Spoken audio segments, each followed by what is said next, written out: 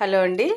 ఇవాళ మనం గుల్లపప్పు వేరుశనగ చట్నీ చేద్దామండి. దానికి కావాల్సిన ఇంగ్రీడియంట్స్ నేను ఒక కప్పు గుల్లపప్పు తీసుకున్నానండి. అంతే కప్పుతో వేరుశనగలు కూడా తీసుకున్నానండి.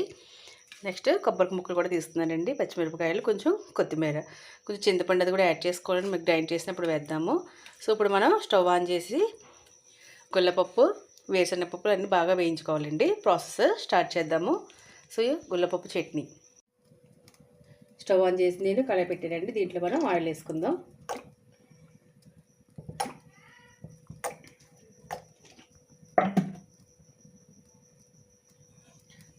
ఆయిల్ బాగా హీట్ ఎక్కాక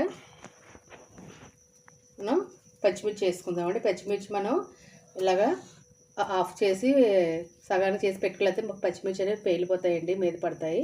సో పచ్చిమిర్చి అనేది మనం ముక్కలు చేసి వేసుకోవాలండి ఆయిల్లో.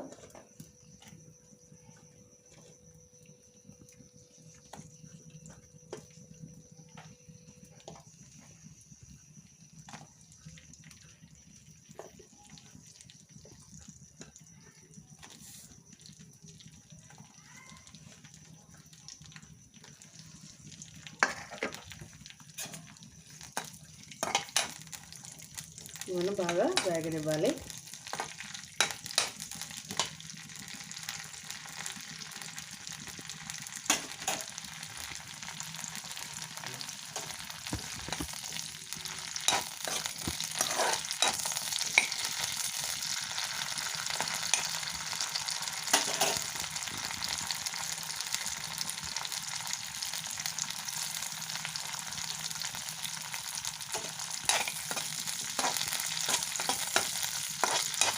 ఇవి వేగిన తర్వాత మనం పల్లీలు వేసుకుందాం అండి. రెడీ చేసి పెట్టుకున్న పల్లీలు వేసుకుందాం.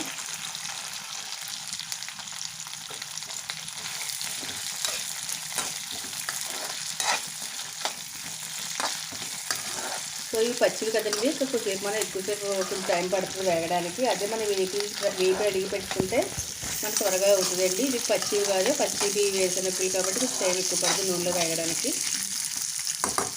వేగనిద్దామండి.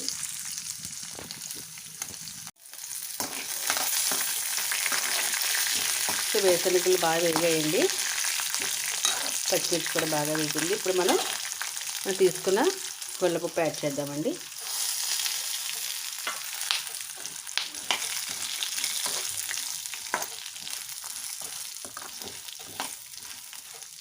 ఒక 5 మినిట్స్ వేపేసుకొని మనం మిక్సీ పట్టేసుకుందాము.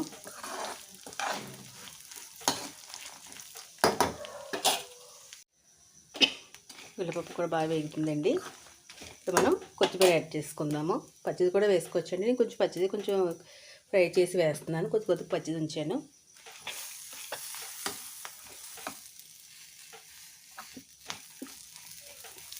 కొద్దిగా కరివేపాకు కూడా వేసుకోవచ్చండి దీంట్లోకి. అది కూడా వేసుకుంటే టేస్ట్ చాలా బాగుంటుంది. సో ఇలా మగ్గిన తర్వాత ఇప్పుడు మనం దీని అందరిని మనం మిక్సీ పెట్టుకుందామండి. వేగినట్టేనండి. కొత్తిమీర కూడా బాగా ఫ్రై అయిపోయిందండి, సరిపోతుందండి. పచ్చిమిర్చి కూడా బాగా ఫ్రై అయ్యాయి అన్నీ కూడా. సో ఇప్పుడు మనం దీన్ని మిక్సీ పట్టుకోవడానికి మిక్సీ జార్లో వేసుకుందాం. స్టవ్ అయితే కట్టేసానండి. ఇప్పుడు మనం దీన్ని మిక్సీలో ట్రాన్స్ఫర్ చేసుకుందాము.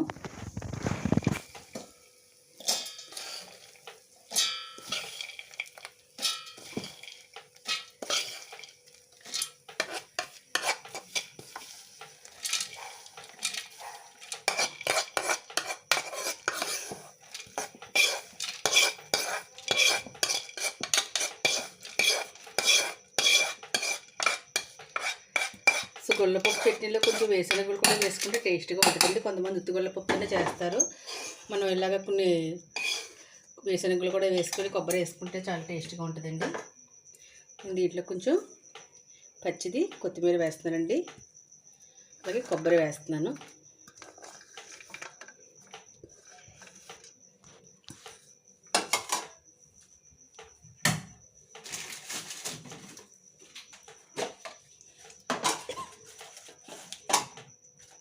కొద్దిగా చింతపండు కూడా యాడ్ చేసుకుందామండి, టేస్ట్ బాగుంటుంది. కొద్దిగా చింతపండు కూడా యాడ్ చేస్తున్నాను. కొంచెం జీలకర్ర,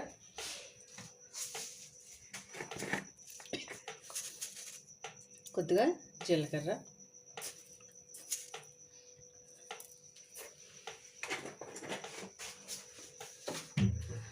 రుచికి సరిపడా ఉప్పు యాడ్ చేసుకుందామండి. కొంచెం కొద్దిగా వేసుకుందాము. తర్వాత మనం మళ్ళీ వేసుకుందామని రుచికి సరిపడా ఉప్పు. ఇప్పుడు మనం ఇవన్నీ కలిసి మనం గ్రైండ్ చేసుకుందామండి. మిక్సీ చేస్తానండి చట్నీ, చూద్దాం ఎలా ఉందో. ఓకేనండి, బాగా గ్రైండ్ అయిపోయింది. చూసారా, పుల్లపప్పు కొబ్బరి చట్నీ అండి, పల్లి కూడా వేసాను. బాగా అయింది. మరీ మెత్తగా చేసేసుకోకూడదండి, కొంచెం ఇలా ఉంటే మనకి టేస్ట్ తినడానికి బాగుంటుంది. ఇప్పుడు దీన్ని మనం ఒక బౌల్లోకి ట్రాన్స్ఫర్ చేసుకుందాం.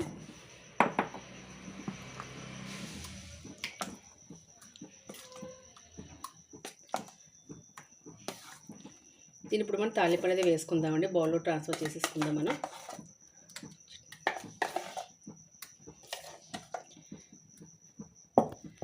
ఓకేనండి, ఇప్పుడు అందుకే మనం తాలింపు అనేది వేసుకుందామండి. స్టవ్ వెలిగించిన బాణలు పెట్టాను, ఆయిల్ వేసుకుందాము. కొద్దిగా మనం ఆయిల్ అనేది యాడ్ చేసుకుందాము. దీంట్లో మనం ఒక స్పూను ఆవాలు,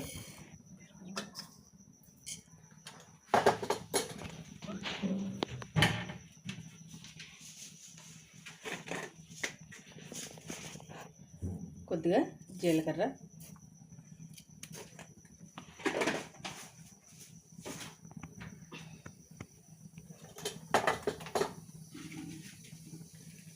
ఎండుమిర్చి అండి,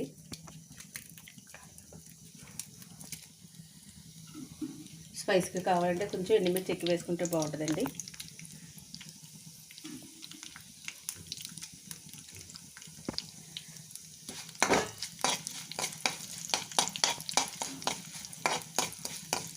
వెల్లుల్లిపాయ ఇష్టపడే వాళ్ళు వెల్లుల్లిపాయ కూడా వేసుకోవచ్చండి. కొంతమంది ఇష్టపడరు అందరూను.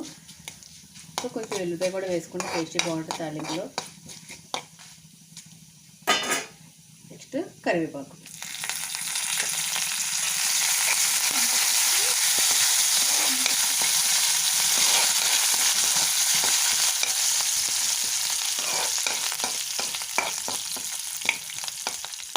బాగా వేగనిద్దామండి.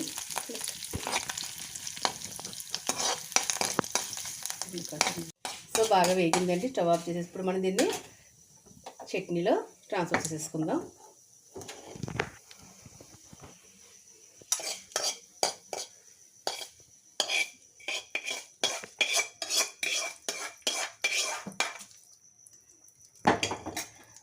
అంతేనండి, టేస్టీ శనగపప్పు చట్నీ అండి విత్ కొబ్బరి వేరుశనగగుళ్ళు.